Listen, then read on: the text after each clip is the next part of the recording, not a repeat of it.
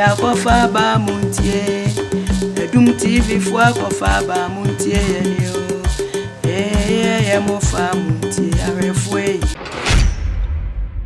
Edum TV ya yedi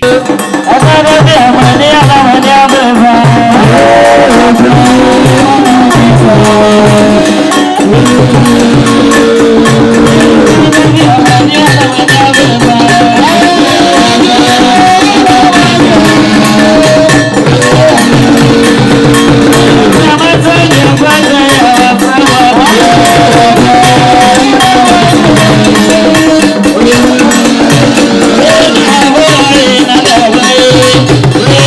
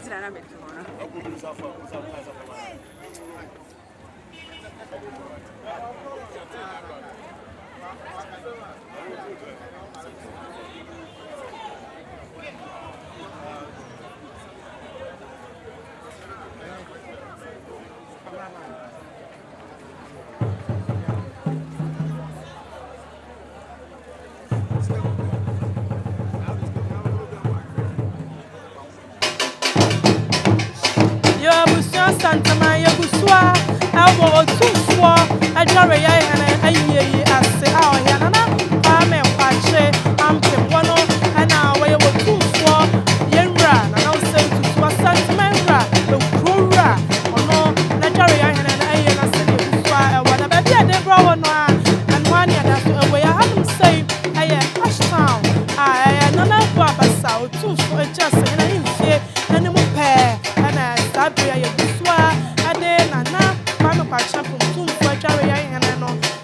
no busua ede bro na sadia no pa na ye dey kan ya no sabre na na ma yem na na cha won mu na ene da mo cha mo pa won ani abra che se wo sha no akura na nei awo amamra ene amanye akwan so tutru wa fe ya sante amanta no awon ye di kaka cha mo si bi bia be ko so ye si bia no ya mama so ya mama ni fo ni na mo no be ko so anya de asomo na sabre yi dia ye tno so ni si ka sai dia ayo wo tu fo se tu ba bio ayo kun so ko ra na ka sa wa ti mi ama na mo bitna dia wo ye no so ma na te tia na papo mo wo hye kire na mi ti mi no na na esi ka sa aye na na ba fo pa ni so to so ye no wo no ana ye tu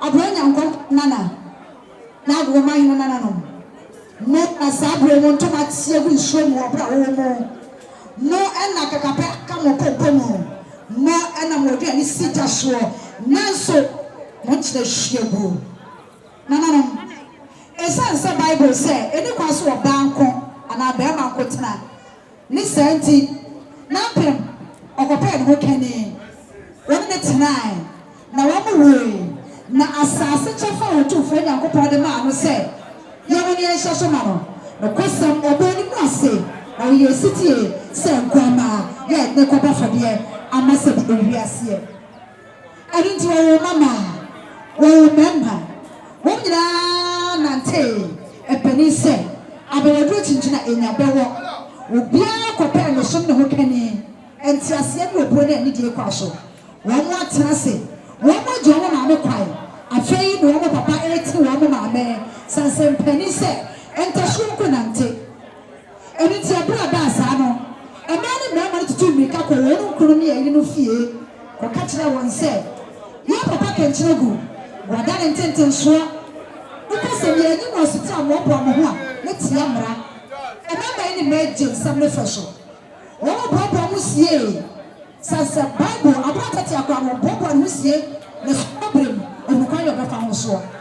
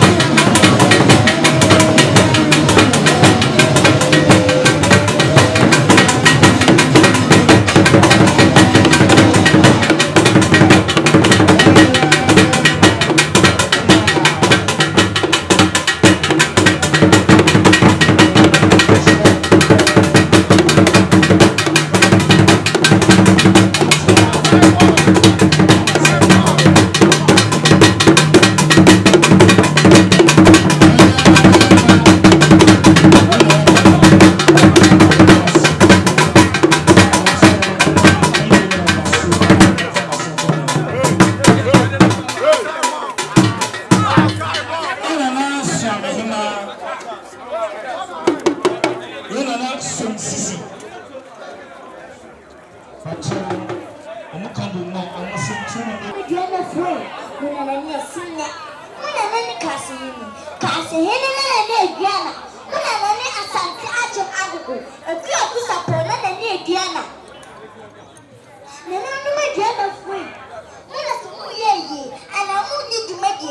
Na senso mu na, mu su de di kuku ni bo de tuma, na so na ti. E di na mu fi jam dada. Una mu de mu shebre friso. Ana no me Diana twani abrado. Preke se Diana du. Abruwa mu sie na ne kama ko wuro. Na mu ko ya no. Tuma kuma bota fuma. Kama no di na ni kutie jani. Ni jani shishi kama. Kama ni baba beni wa ho. Ni wa no kama no se. Akia. Ma premade. E wa mo di bo ni tu mo man shiyatu. Ani ye na twani abrado. O podero. Me bia me tu beni. E dia na ye shama ka ye ndidi. Ka ye ndidi o ka ye ndidi. Mo na mo di mai bidi. E dia na mo fi asina se Asantehene so apia. Pia. Atende ko. Atisheni ma mo so de. Tende ko na sana mo ko sa. Friji fra adu fra ko na mafra. Ento pincha na fra mo. Ko chama senya sabo. Intimi de dia ko. Preka se Diana edu. O misi. Ko